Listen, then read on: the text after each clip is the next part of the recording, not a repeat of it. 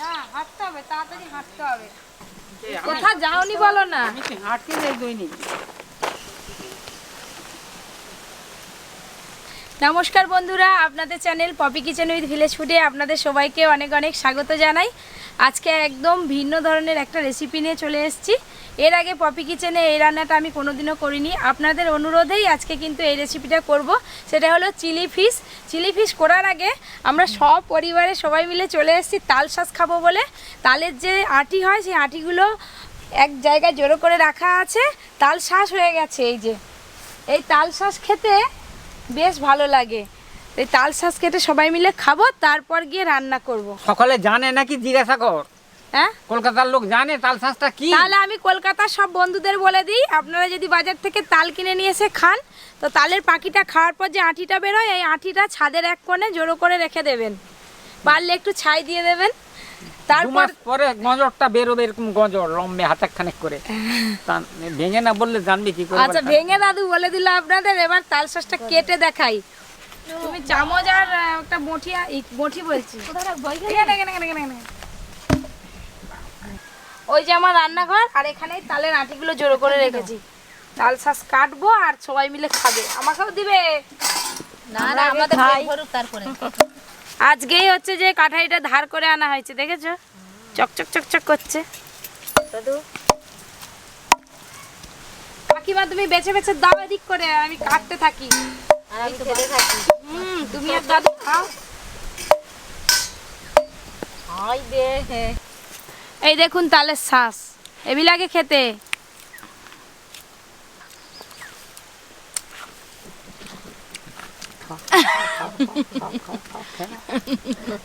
আসল রেসিপি কখন শুরু করবি? এ তো খাওয়া চলছে, খেতে খেতেই তো সন্ধ্যা হয়ে যাবে। না, হাই পালি গেল দাদু দাদুর কাছে গেছে। খাও খাও। এই কাকিমাকে দাও। মিষ্টি আছে খুব।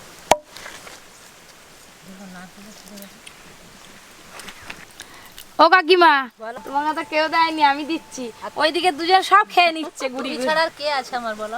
তুমি খাবে না? আমি খেয়ে নেবো। খাবো নাকি? দে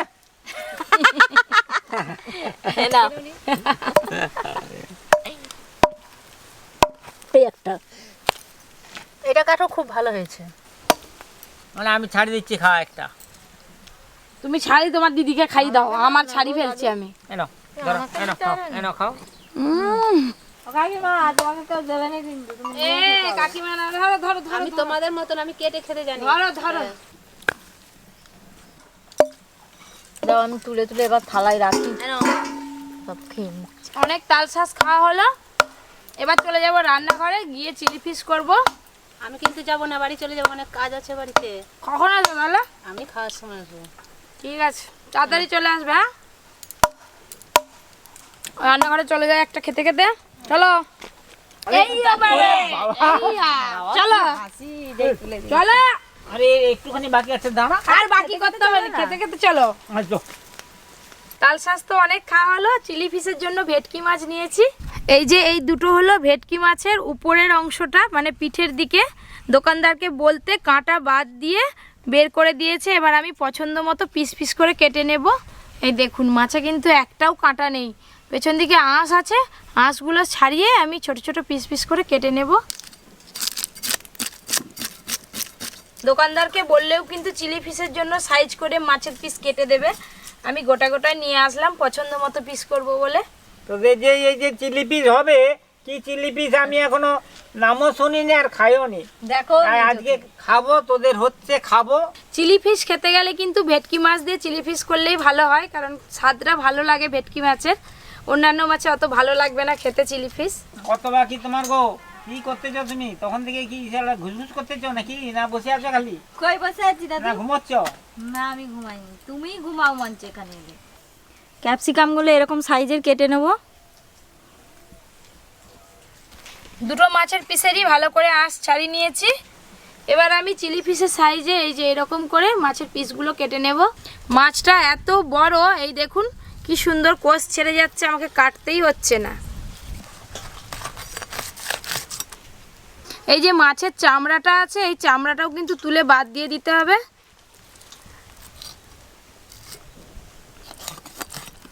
এই দেখুন মাছটা কত সুন্দর পরিষ্কার হয়ে গেল, চামড়াটা বাদ দিয়ে দিয়েছি কেটে। চিলি ফিশের জন্য মাছ আমি একটু হেলিয়ে হেলিয়ে কেটে নেব। এই যে এরকম সাইজের করে কেটে নেব। এরকম ভাবে পুরো মাছগুলো আমি কেটে নেব।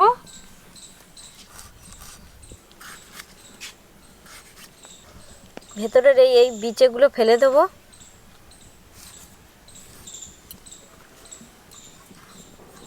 মাছের পিসগুলো একটু বড় বড় সাইজের করে কাটবো যাতে খেতে ভালো লাগে, মানে মাছটা মুখে যেন পড়ে।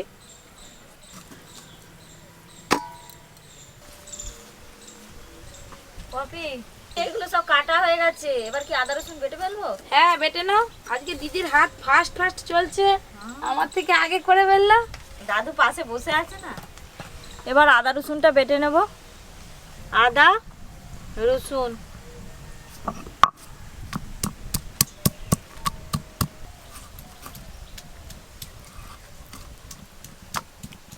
কত সুন্দর সুন্দর মাছের পিস হয়েছে দেখুন। চিলি ফিশ হওয়ার পর যখন মুখে পড়বে এই মাছ, কি যে দুর্দান্ত লাগবে খেতে। ধুয়ে নিয়ে আসি, তারপর রান্না করব।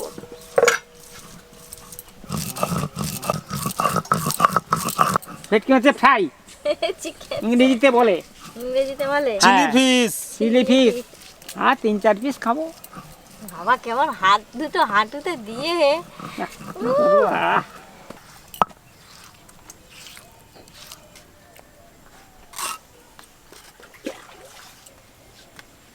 মাছ ধুয়ে নিয়ে চলে এলাম, এবার চিলি ফিশ বানাবো। প্রথমে কিন্তু মাছে কিছু মশলা মাখিয়ে ভালো করে ম্যারিনেশন করে নিতে হবে। প্রথমেই দেব আদা রসুন বাটা, গোলমরিচ গুঁড়ো, আর দেব লেবু রস।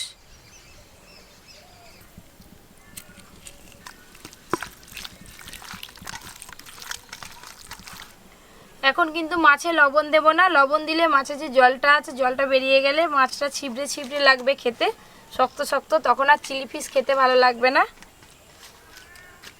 মোটামুটি এখানে মাছের পিস 25-30 পিস হয়েছে, আর মাছের ওজন ছিল 500 গ্রাম। তো 500 গ্রাম মাছ কিনলে 30 পিসের মতো হবে চিলি ফিশ। চাপা দিয়ে আমি 15 থেকে 20 মিনিটের মতো রেখে দেব। আর হাত ধুয়ে ওদিকে উনান ধরিয়ে চিলি ফিশের জন্য একটা স্পেশাল ভাজা মশলা বানিয়ে নেব। এই ভাজা মশলাটা চিলি ফিশের ওপরে ছড়িয়ে দিলে চিলি ফিশের স্বাদ দ্বিগুণ বেড়ে যাবে। দাদু কি বললে শুনলে?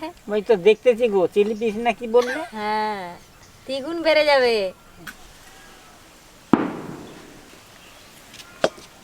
ভাজা মশলার জন্য এখানে নিয়েছি মৌরি আর নিয়েছি একটা স্টার ফুল। আপনারা এই স্টার ফুল যে কোনো মুদিখানা দোকানে পেয়ে যাবেন।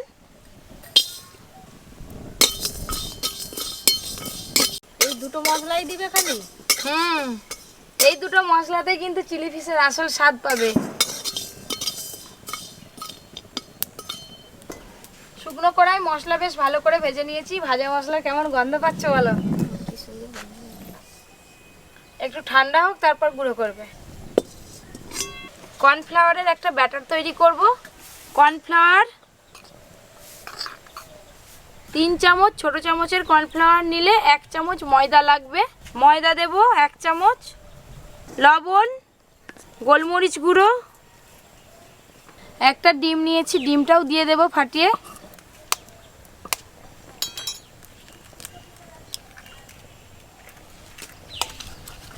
সব কিছু একসঙ্গে ভালো করে মিশিয়ে নেব।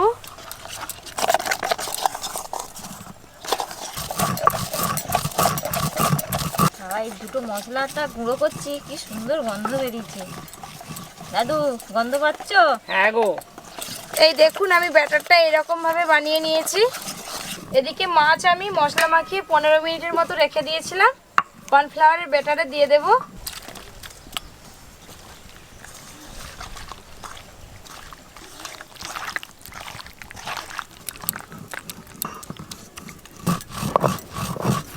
মাছে মশলা মাখিয়ে 15 মিনিটের মতো রেখে দিয়েছিলাম।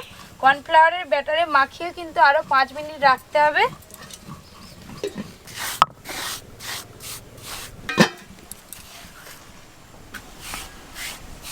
সব বোম ফাটিয়ে দেখছে কতটা আওয়াজ। তুমি ইয়ং বয়সে কোনোদিন বোম ফাটাওনি? আমি এসবে কি করি না, বুম বুম ভয় লাগে এসব। ইয়ং বয়সে আবার ভয় কিসের? বুম ফুটানো একটা গল্প বলবো। মিনিট 5 মতো মাছটা চাপা দিয়ে রেখেছিলাম, এবার কড়াই সাদা তেল দেব। তেল হালকা গরম হয়ে গেছে, হালকা গরম তেলেই কিন্তু মাছগুলো ভাজতে হবে। দিদি তুমি এদিকে চলে আসো। ভাজবো? হ্যাঁ,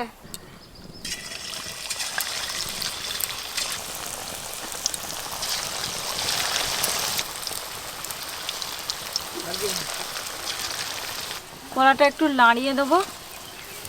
নিচে লেগে গেলে সব ছেড়ে যাবে, ওই দেখো ছেড়ে যাচ্ছে।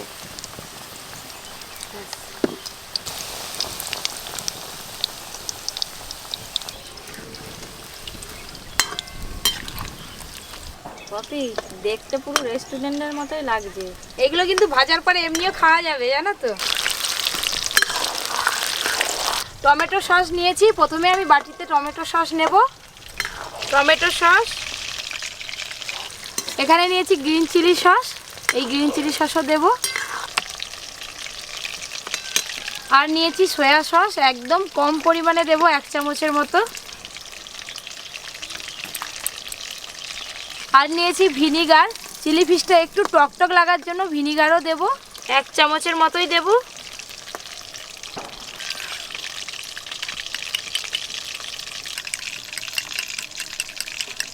ভালো করে ভেজে নিয়েছি, এবার তুলে নেব।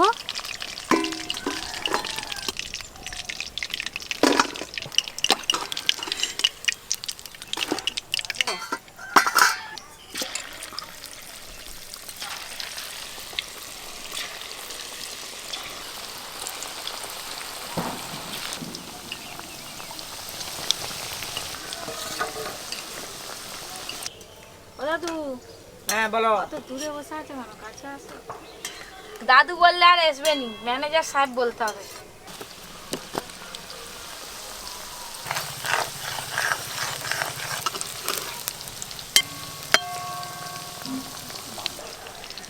মাছের পিসগুলো কিন্তু ভাজার পর একটু সাদা সাদা দেখাচ্ছে। আমি যদি রেড চিলি পাউডার মাখাতাম তাহলে ভাজার পর লাল দেখাতো, কিন্তু ভাজা হয়ে গেছে, তুলে নেব।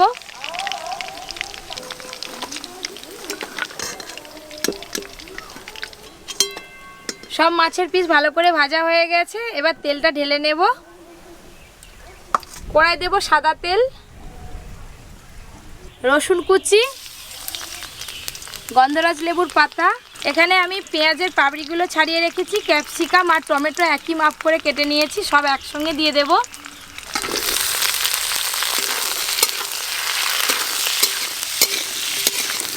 সব কিছু একটু হালকা করে ভেজে নিলেই হবে, খুব বেশি লাল লাল করে ভাজার দরকার নেই।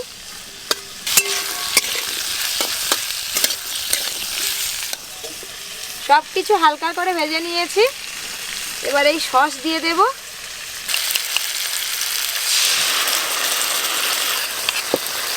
সসে লবণ থাকে, তাই অল্প পরিমাণে লবণ দেব।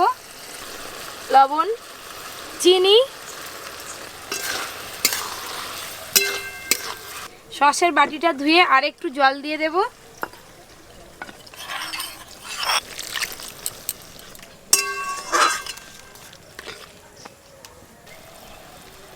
ভেজে রাখা মাছগুলো এবার সব দিয়ে দেব।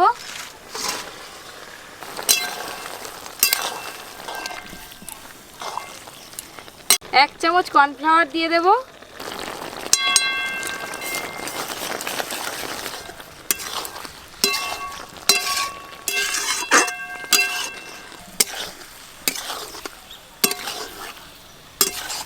চিলি ফিশটা একটু গাঢ় গাঢ় হওয়ার জন্য শেষকালে আমি আবার কর্নফ্লাওয়ার দিলাম। চিলি ফিশ একদম রেডি, ধোয়া বেরোচ্ছে। দাদু এবার খাবে কাঁটা চামচ দিয়ে।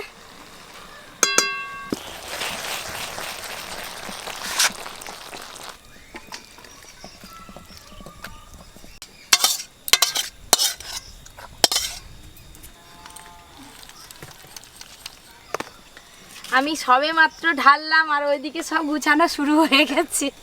দাদু কই গেল? দাদু মনে হচ্ছে বাটি আনতে গেছে, বাটি চামচ।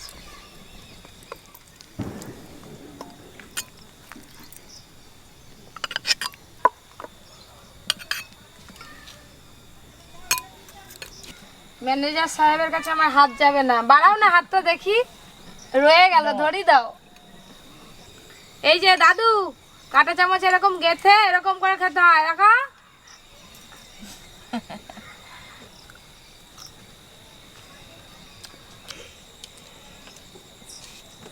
হ্যালো, কি যে খুব ভালো।